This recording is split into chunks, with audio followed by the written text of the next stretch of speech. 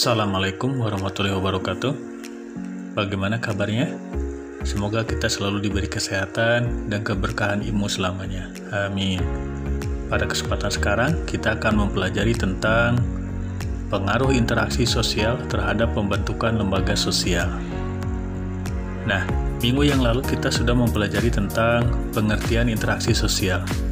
Adakah yang masih ingat? Bagus. Interaksi sosial adalah hubungan timbal balik antara individu dengan individu, atau individu dengan kelompok, atau kelompok dengan kelompok.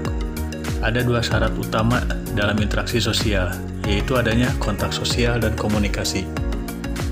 Nah, interaksi sosial itu adalah kunci dari semua kehidupan, karena tanpa interaksi sosial, tidak mungkin ada kehidupan bersama. Perhatikan lingkungan sekolah kalian. Apakah di sekolah hanya kalian sendiri? Tentu tidak. Ada guru, ada teman kalian, ada penjaga sekolah, ada pedagang di kantin sekolah, dan yang lainnya. Apakah mereka melakukan pembicaraan? Tentu, itulah interaksi sosial.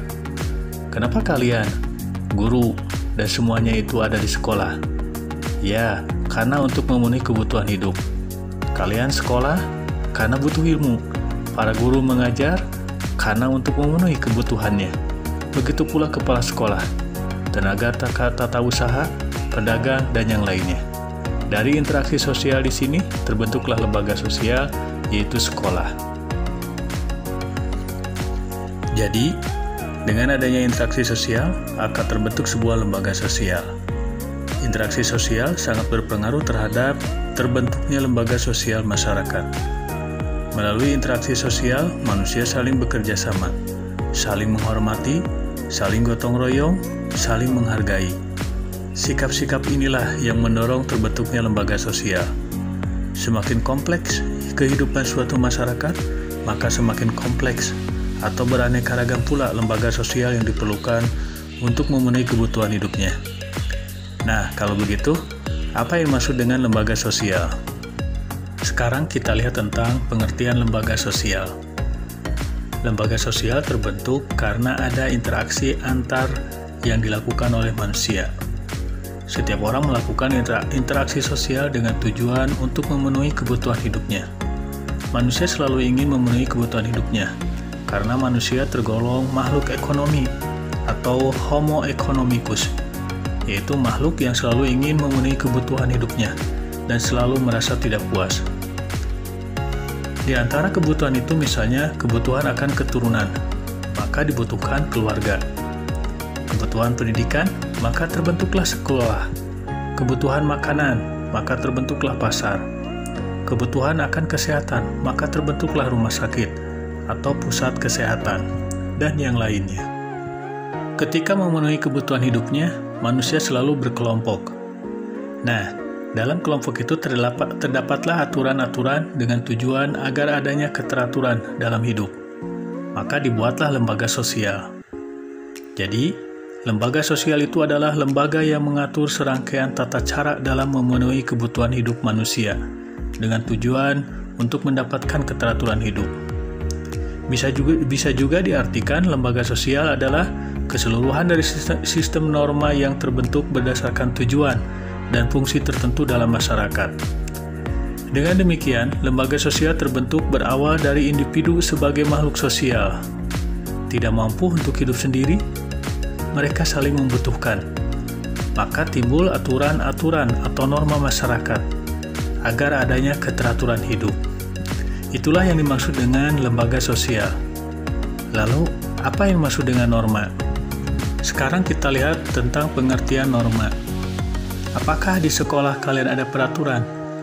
Tentu saja ada. Harus pakai seragam kalau mau ke sekolah. Harus datang tepat waktu. Harus mengikuti upacara. Harus tepat waktu dalam mengumpulkan tugas. Dan masih banyak lagi yang lainnya. Itulah contoh peraturan yang ada di sekolah, yang dibuat agar berjalan sesuai dengan yang diharapkan. Bagaimana dengan di rumah? Apakah ada peraturan di rumah kalian masing-masing?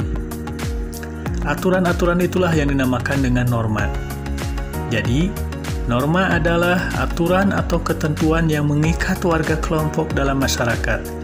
Norma ini dijadikan sebagai panduan tatanan, dan pengendali tingkah laku yang sesuai. Itulah yang dimaksud dengan norma. Di masyarakat setidaknya dikenal ada 4 tingkatan norma. Di antaranya yaitu yang pertama, cara atau nusait. Kemudian yang kedua, kebiasaan atau pokswai. Ketiga, tata kelakuan atau mores. Dan yang keempat, adat istiadat atau customs. Marilah kita lihat penjelasannya. Tingkatan norma yang pertama yaitu cara atau nusait. Perhatikan yang berikut. Betul, itu adalah orang yang sedang makan. Nah, dalam makan ada caranya. Seperti cara makan yang wajar dan baik seperti memakai tangan kanan. Ketika sedang makan tidak mengeluarkan suara. Dilakukan dengan posisi duduk, tidak berdiri. Dan yang lainnya. Itulah adalah contoh cara. Jadi apa yang maksud dengan cara? Cara adalah suatu bentuk perbuatan tertentu yang dilakukan individu dalam suatu masyarakat, tetapi tidak secara terus-menerus. Contoh lain misalnya, cara membuang sampah, atau cara berpakaian, atau cara berbicara dengan orang lain, dan lain sebagainya. Silahkan kalian cari contoh yang lainnya. Penyimpangan dalam norma cara ini tidak akan mendapatkan hukuman yang berat, paling hanya sekedar teguran atau celaan. Pernahkah kalian dihukum yang berat ketika kalian tidak berpakaian rapi? Atau makan mengeluarkan suara? Tingkatan norma yang kedua yaitu kebiasaan atau pokswai. Perhatikan yang berikut. Betul, itu adalah gambar siswa sedang bersalaman dengan guru. Perilaku itu sangat baik dan selalu dilakukan setiap saat. Kegiatan seperti itu disebut kebiasaan. Perhatikan lagi yang berikut. Betul, itu adalah orang sedang antri. Ini juga merupakan perilaku yang sangat baik dan dilakukan berulang-ulang. Kegiatan seperti inilah yang disebut kebiasaan. Jadi, apa itu kebiasaan? Kebiasaan adalah perbuatan yang dilakukan secara berulang-ulang dalam bentuk yang sama. Bagi yang melanggar, sanksinya berupa sanksi sosial, seperti misalnya teguran.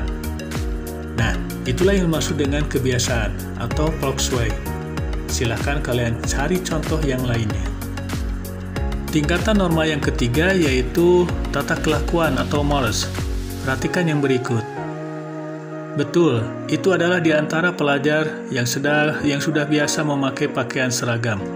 Kebiasaan pakai seragam ini pada akhirnya menjadi sebuah penerimaan sebagai patokan untuk mengatur kelakuan bertindak. Mereka yang menyimpang atau tidak pakai seragam maka akan mendapatkan sanksi atau hukuman. Itulah contoh dari tata kelakuan. Jadi apa itu tata kelakuan?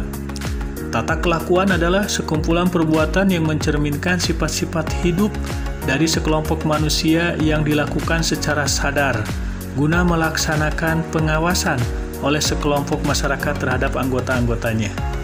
Dalam tata kelakuan terdapat unsur memaksa atau melarang suatu perbuatan. Misal di sekolah harus pakai seragam, tidak boleh berambut panjang, dan lain sebagainya. Nah, itulah yang dimaksud dengan tata kelakuan atau mores. Tingkatan norma yang keempat yaitu adat istiadat atau custom. Perhatikan yang berikut. Betul, itu merupakan masyarakat yang memiliki adat istiadat, yaitu masyarakat Kampung Naga di Tasik, Jawa Barat. Di antara adat istiadatnya adalah rumah tidak boleh dilengkapi dengan perabotan, seperti kursi, meja, dan tempat tidur. Rumah tidak boleh mempunyai daun pintu di dua arah berlawanan, dan masih banyak lagi. Segala sesuatu yang datangnya bukan dari ajakan karuhun Kampung Naga, dan sesuatu yang tidak dilakukan karuhunnya dianggap sesuatu yang tabu. Apabila hal-hal tersebut dilakukan oleh masyarakat Kampung Naga, berarti melanggar adat, tidak menghormati karuhun. Hal ini pasti akan menimbulkan malapetaka atau bencana. Jadi, yang dimaksud adat istiadat adalah ide-ide atau gagasan orang banyak yang hidup dalam suatu kelompok masyarakat atau suku, yang berfungsi sebagai pedoman untuk berperilaku pada masyarakat setempat yang asli dan belum ada unsur campur tangan, tata aturan, atau norma modern. Para pelanggar adat istiadat akan menerima sanksi secara adat. Secara umum, adat istiadat diartikan sebagai suatu sistem norma atau tata kelakuan yang tumbuh, berkembang, dan dijunjung tinggi oleh suatu masyarakat secara turun-temurun, sehingga kuat integrasinya dengan pola perilaku masyarakat.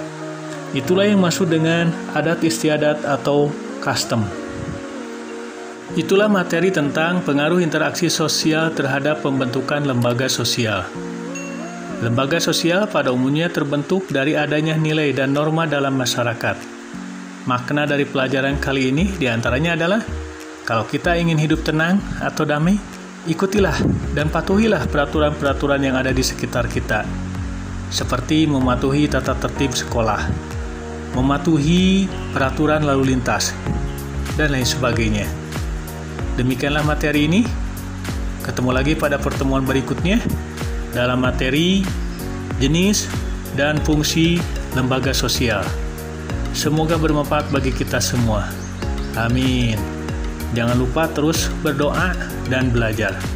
Terima kasih sudah menonton video ini dan menyukainya, serta telah berlangganan di channel ini. Akhirul kata, wassalamualaikum